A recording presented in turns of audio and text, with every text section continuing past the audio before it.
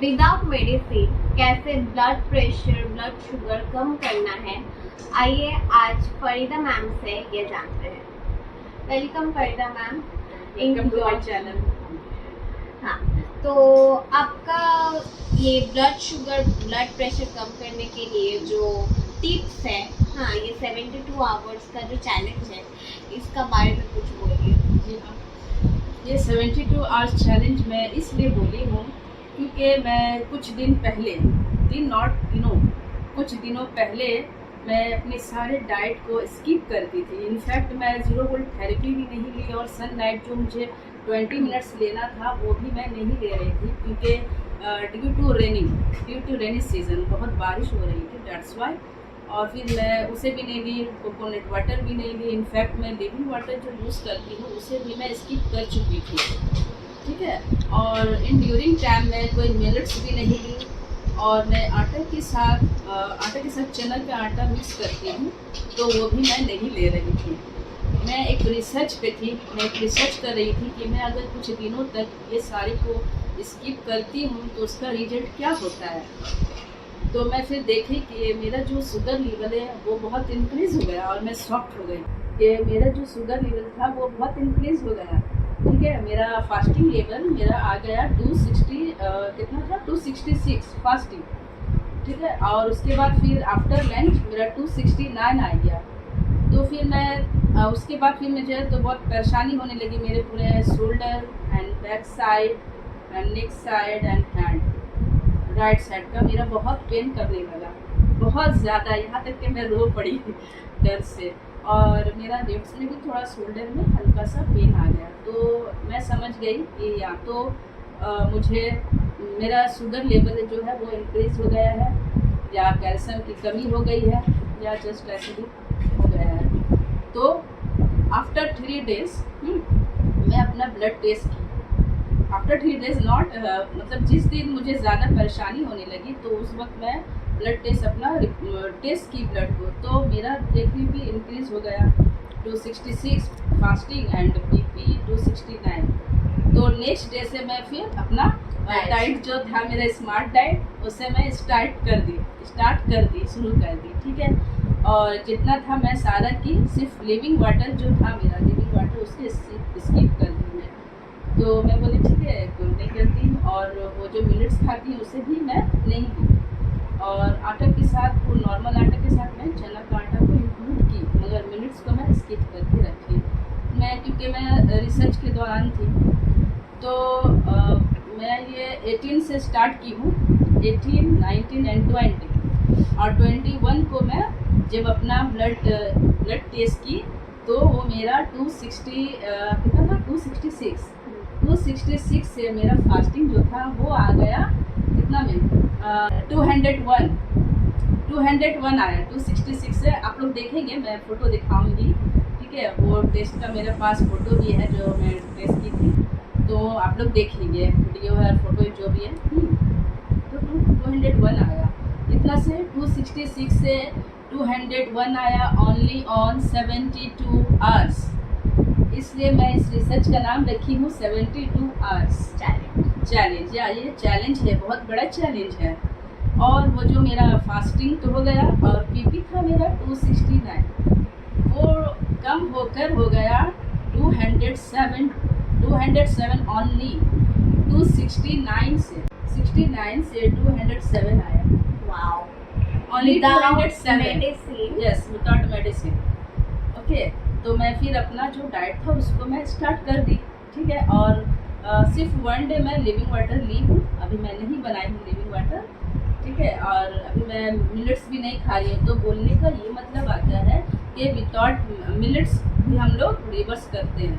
कितने लोग मिलेट्स को अपने डाइट में इंक्लूड करते हैं, ठीक है, मगर मेरा जो वो डाइट स्मार्ट डाइट है तो इसमें अगर आप मिलेट्स नहीं भी यूज़ करते हैं तो इट विल बी ओके, ये आपका काम करेगा, रिवर्स करेगा। विदाउट मिलेट्स भी आपका ये रिवर्स करेगा, ठीक है। तो मेडिसिन में देखिए क्या होता है कि आपको मेडिसिन खाना पड़ता है, मगर हमारा जो ये डाइट है, मतलब मेरा जो ये रिसर्च विज्ञान है, तो इसमें क्या है कि आप जब देखेंगे कि आपका शुगर रीडिंग कम होते जा रहा है, आप देखिए 3 डेज़ में इतना आया, फिर 3 डेज़ में आप करेंगे तो वो 83, 183 से आएगा। तो फिर आप अपने डाइट को अगर कंटिन्यू रखते हैं तो वो बहुत लोएस्ट चले जाएगा शुगर लेवल, तो वो भी सेहत के लिए सही नहीं है। शुगर लेवल का बहुत ज़्यादा डाउन होना कोमा में चले जाने का एक सिंबल भी होता है, और इससे याददाश्त भी जाता है और बॉडी पे बहुत ज़्यादा असर पड़ता है, बहुत ज़्यादा असर पड़ता है। एक्चुअली इट इज मेडिसिन लेकर भी मंथ में मेडिसिन पूरा मंथ चलता है, बट इतना रिड्यूस नहीं होता है जब आप 3 डेज में इतना किए हैं। हाँ, एक्चुअली इट्स वेरी। और आप लोग अपने घर में ये करके देखें। अगर आप प्री डायबिटिक्स है, अगर कोई प्री डायबिटिक्स है या उनका 300 आता है या 200 समथिंग आता है, तो आप 3 डे चैलेंज लीजिए। मैं बोल रही हूँ, लीजिए और खुद देखिए और आप रिसर्च कीजिए। देखिएगा कि 3 डेज में ही आपका बहुत हद तक कम आ जाता है। तो इसका मतलब ये डाइट वर्क कर रहा है, दैट्स वाई ये कम हो रहा है ये डाइट। इसलिए मैंने इस डाइट का स्मार्ट नाम रखी हूँ, क्योंकि ये काम कर रहा है। ऑफकोर्स जब मैं ये सब सारे चीज़ों को छोड़ दी तो मेरा हेडेक होने लगा और पूरा हैंड इतना पेन होने लगा कि मैं रो दी। फिर मैं जब स्टार्ट की तो मेरा 3 डेज में ही रीडिंग कमाए। तो आप लोग भी ऐसे ही कीजिए और करके देखिए, ये वर्केबल है। अब आपका स्मार्ट डाइट का जो आप बनाए हैं, उधर में आप क्या क्या इंक्लूड किए और कैसे कैसे वो फॉलो करना है, आप थोड़ा। जब मैं सोकर उठती तो फिर मैं फ्रेश होकर चले जाती हूँ 0 वोल्ट थेरेपी लेने के लिए, ठीक है। और नियर अबाउट 20 मिनट्स में सनलाइट लेती हूँ। देन आफ्टर मेरा योगा होता है, जिम होता है, ये सारे मैं लेकर उसके बाद फिर कोकोनट वाटर लेती हूँ, ठीक है। मैं लास्ट वीडियो में भी इसके बारे में बताई हूँ, ठीक है। तो कोकोनट वाटर लेती हूँ। देन आफ्टर मैं हाफ आवर के बाद मेरा जो बॉडी वेट है उससे 10 से मल्टीप्लाई करती हूँ। जो नंबर आता है नियर अबाउट 700 ग्राम्स मैं फ्रूट्स लेती हूँ, ठीक है। तो आई थिंक मेरा 70 ग्राम, हाँ ठीक है, इतना ही लेती हूँ। मतलब फ्रूट्स आपका क्या है, आपके बॉडी वेट के अकॉर्डिंग कुछ 2-3 ग्राम अगर ज़्यादा हो भी जाता है या 5 ग्राम ज़्यादा हो भी जाता है तो डजंट मैटर, ठीक है। ज़्यादा हो जाए बट कम ना हो। ये हो गया आपका ब्रेकफास्ट फ्रॉम 10 और 9 AM to 12 PM। After 12 PM नहीं लेना है फ्रूट्स। तो जहाँ फ़ायदा करने का होगा वहाँ नुकसान भी कर सकता है, ओके। तो फ्रूट्स में कुछ लोगों का सवाल होगा कि फ्रूट्स में तो स्वीटनेस होते हैं, शुगर होते हैं। यस, होते हैं। बहुत सारा डॉक्टर ने ये सजेस्ट करते हैं, like mango is the sweetest fruit. तो शुगर पेशेंट जो है उसको बोलते हैं तुम मैंगो मत लो। तो इधर में आपका क्या एडवाइस है? इसमें मेरा यही एडवाइस है कि आप मैंगो खाएं और ज़्यादा खाएं। मैं 2 और 3, इनफैक्ट मैं 2-3 मैंगो खा चुकी हूँ। मेरा रेटिंग भी बहुत कम आता है, मैं लास्ट वीडियो में भी बोली हूँ। 2 और 3 मैंगो, आप समझ रहे हैं, डायबिटीज़ वाले विदाउट मेडिसिन। तो डॉक्टर ने क्यों मना करते हैं? मतलब ऊपर आपका ओपिनियन क्या है? देखिए, ये तो मुझे नहीं पता उन लोग क्यों मना करते हैं। तो क्या है कि एक रॉन्ग टाइम में खाने से भी गलत असर पड़ता है।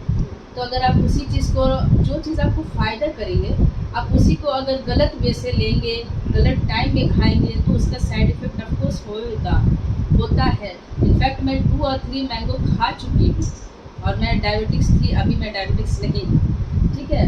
तो गलत टाइम में नहीं खाना होगा, यही डॉक्टर बोलते हैं। और उसमें जो शुगर पाए जाते हैं ना, वो ब्लड में डिज़ोल्व नहीं होते हैं, ठीक है। अगर होते, और इसमें जो स्वीटनेस पाए जाते हैं, not only in mango, all fruits, जितने भी फ्रूट्स हैं, चाहे वो सिट्रिक फ्रूट्स हो, चाहे जो भी फ्रूट्स हो, उसमें स्वीटनेस जो पाए जाते हैं उसका नाम होता है फ्रुक्टोस। तो हम लोग तो ये नहीं बोलते हैं ना कि आपको फ्रुक्टोस हो गया है, हम लोग क्या बोलते हैं, आपको शुगर हो गया है, डायबिटीज़ हो गया है।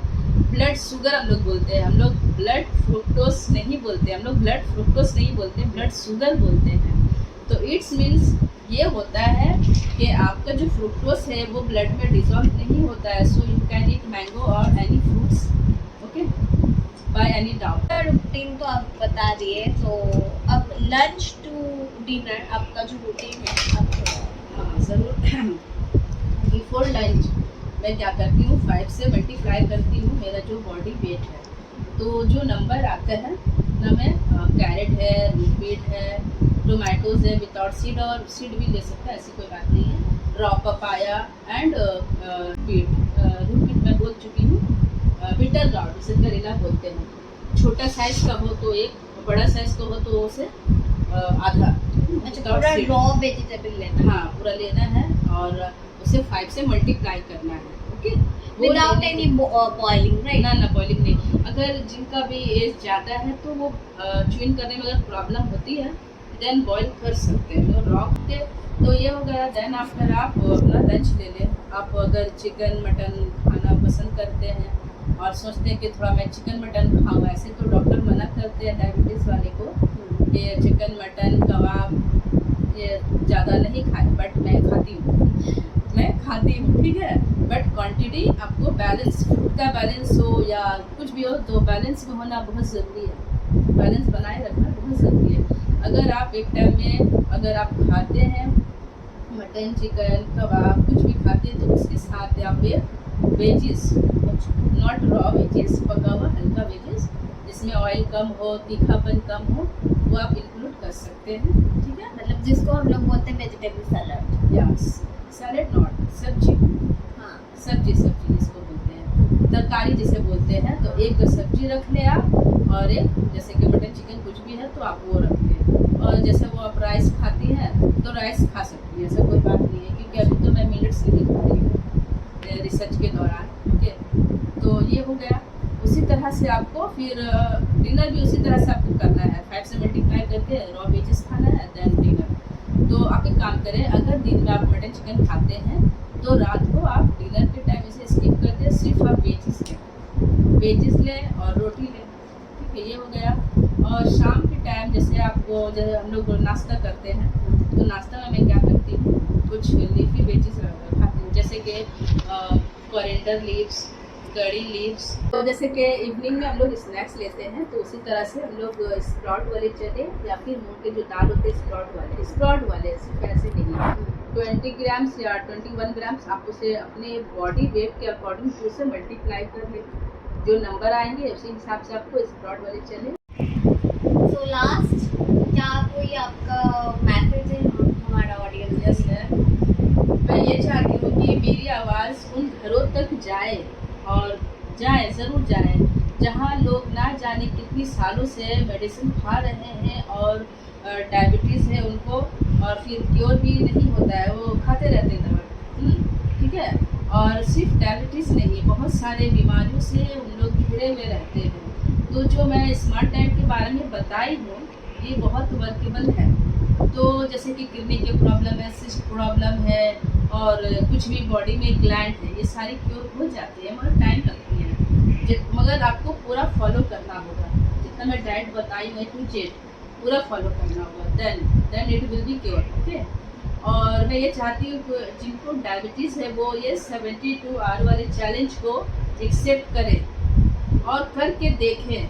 अगर उनका 300 है, 500 है या 200 अंडर है या 200 अबव है, तो वो ये 72 आवर चैलेंज लें और देखें, ये बहुत वर्केबल है। Okay, thank you.